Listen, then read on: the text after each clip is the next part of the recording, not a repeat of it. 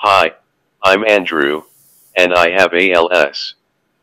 I want to share my ALS story, as well as why I walk to support ALS United North Carolina. This is fairly long, so grab a drink, get in your comfy chair, and enjoy.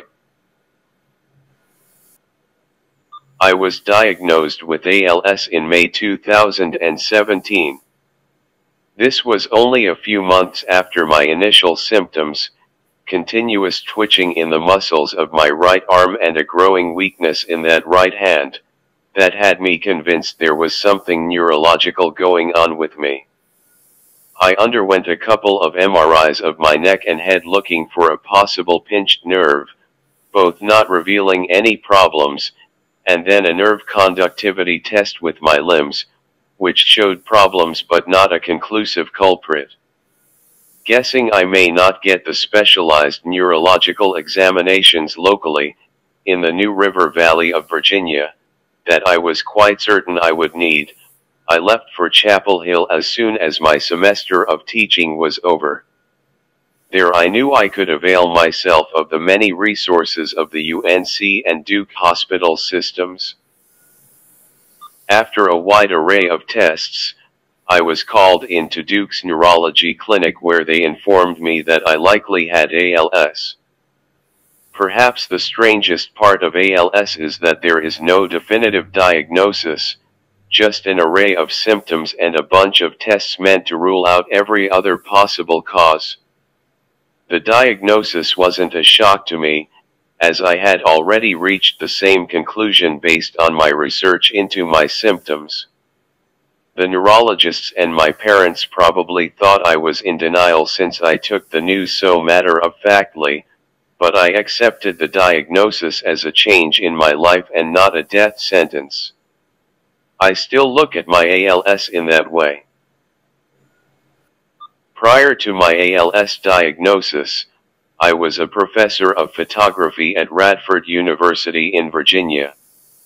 After the diagnosis, I made the decision to keep teaching as long as I could since the progression of this disease is so variable. Unfortunately, my symptoms progressed rapidly. I was only able to make it through one more year of teaching before my voice, legs, and hands had too much difficulty with all the demands of teaching. And I owe an enormous thanks to my brother Coleman, who came to live with me during my last few months of quote-unquote independence. Now, after 7 years of living with ALS, I require an eye gaze computer to speak, text, and email. All of my meals are via a feeding tube. My breathing is constantly supported by a tracheostomy and a ventilator. I am confined to my wheelchair or hospital bed with almost no muscle movement, and I need the 24-hour support of a team of nurses. So where does ALS United North Carolina and the Walk ALS Triangle fit into all of this? ALS United North Carolina, formerly the ALS Association North Carolina chapter, has been there to help me since the very beginning. They provided me information as I sought to understand the disease and what to expect from it.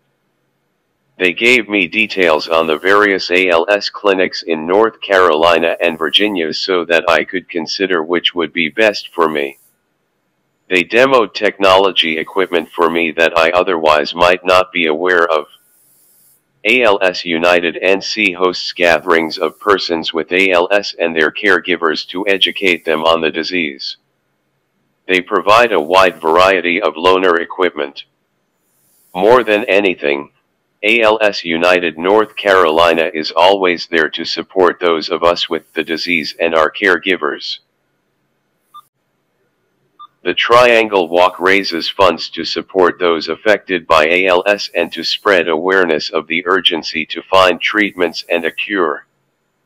Please consider walking with me or, if you can't, by sponsoring me. With your help, we will be able to make a difference in the lives of people affected by this disease. Thank you for helping me reach my Triangle ALS Walk fundraising goal. If you can support this very worthy cause and people like me, our families, and the many caregivers who sustain us, I have included donation links on my profile page, in the description to this video, and in the comments for this video. Thank you for any support you can give, even $5 or $10 makes a difference.